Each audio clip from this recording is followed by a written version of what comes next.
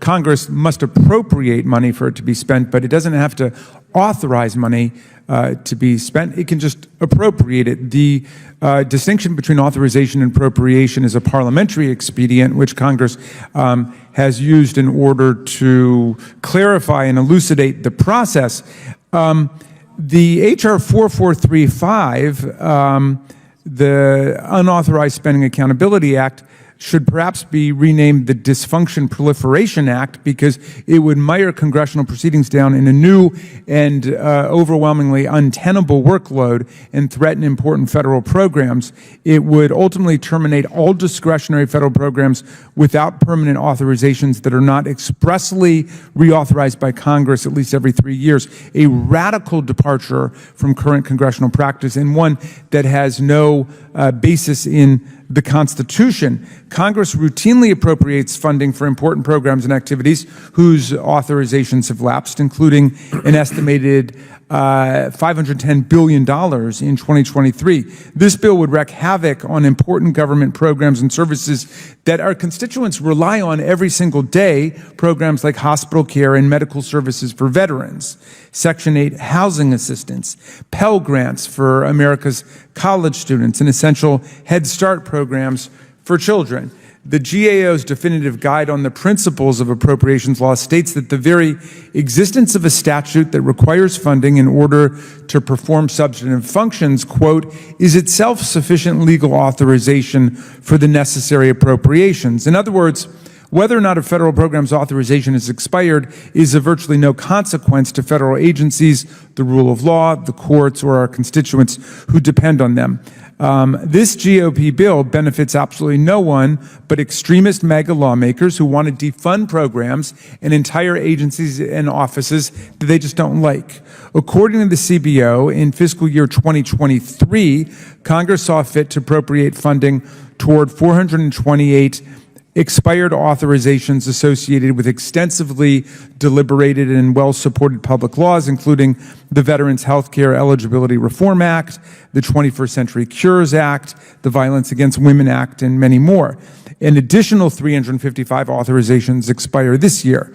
If this bill were to become law, Mr. Comer's fellow committee chairs would need to immediately set aside their agendas for the rest of the term to deal with the self-inflicted catastrophe of these reauthorization needs, which would consume up vast amounts of time and resources and likely still fail given the dysfunctional nature. Good morning, friends. I have important news to share with you. There is a new push led by House Republicans that is now gaining momentum in Congress. Lawmakers have proposed a plan that will change Medicare benefits for millions of Americans.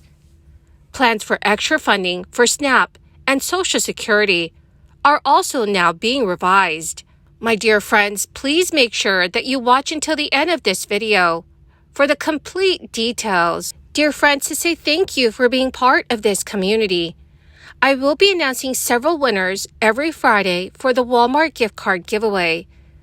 Dear friends, please make sure that you enter these giveaways by clicking and liking several of my videos, and then comment below the keyword of each video that you watch. The more videos that you comment on, friends, the greater your chances of winning these weekly giveaways. So lawmakers on both sides of the aisle want Americans to embrace more risks when it comes to their health care. They're proposing to do it by making high-deductible health insurance plans a little less risky.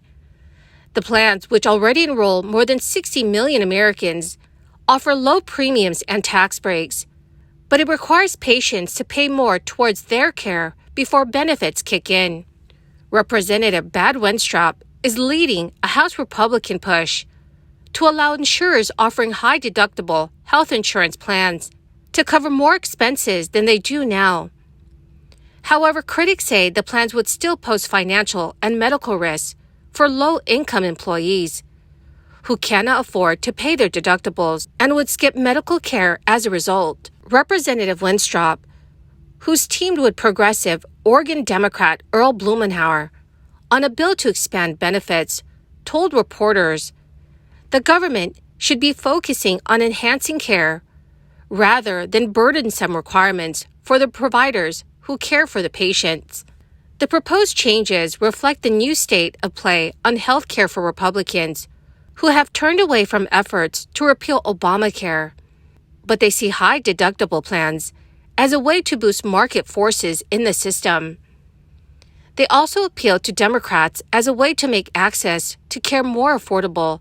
House Ways and Means Health Subcommittee ranking member Lloyd Doggett believes the legislation would mainly benefit the wealthy and undermine the Affordable Care Act by offering inadequate coverage. To increase the number of people using the plans, the Ways and Means Committee approved Winstrup and Blumenauer's bill on a strong bipartisan vote in June to permit the plans to cover chronic care services before patients hit their deductibles. The committee also approved legislation that would allow plans to cover telehealth costs pre-deductible. The full House is expected to vote on the bills after Congress returns from its recess. But for thrifty consumers, there's a lot to like in the high-deductible health insurance. The plans offer low monthly premiums, and those fees fully cover preventative care, including annual physicals with no co-payments. The downside is that plan participants must pay the insurer's negotiated rate for treatments, up to a minimum deductible of $1,500 for individuals and $3,000 for families. Sometimes deductibles are much higher. To cover those costs, plan subscribers can fund health savings accounts with income that's tax-exempt. If used to cover healthcare expenses, they can invest an annual maximum of $3,850 for individuals or $7,750 for families. Analysts also say that lawmakers should refuse to make any cuts in the SNAP program, which is expected to be a major issue in drafting the new Farm Bill. Congress expanded the work requirements for able-bodied adults enrolled in the SNAP program as part of the debt limit legislation in June. The 2014 and 2018 farm policy laws were delayed by legislative squabbling over SNAP. The 2023 Farm Bill will likely be late too. The House and Senate Agriculture Committees have yet to introduce a first-round version of the Farm Bill, and the current law expires on September 30th, 2023. SNAP accounts for $4 of every $5 spent under the Farm Bill. At latest count, nearly 42 million Americans received monthly benefits, averaging $178 per person. Beyond SNAP, the Farm Bill also funds other nutrition programs, like those that distribute food from farms to food banks. Cutting SNAP funding in the Agriculture Appropriations Bill is also a target for the GOP-led House. Among the Republican proposals are right-sizing funding to reflect pre-crisis levels and adjusting the administration's Thrifty Food Plan, which increased benefits to match healthy food prices. Another proposal that Democrats are criticizing is limiting state waivers that allow certain adults to be exempt from work requirements because of labor market conditions. Currently, 13 U.S. states, the District of Columbia, and 2 territories have statewide waivers. Well, my magnificent and most marvelous friends, that is the end of my daily stimulus update video for this morning. My dear friends, thank you so much for joining me here and for being part of this community. To say thank you, I will be announcing winners every Friday for the Walmart gift card giveaway. My friends, please make sure that you enter the giveaways by clicking and liking several of my videos, and then comment below the keyword of each video that you watch. The more videos that you comment on, friends, the greater your chances of winning the giveaways. Thank you and have a wonderful and very blessed week.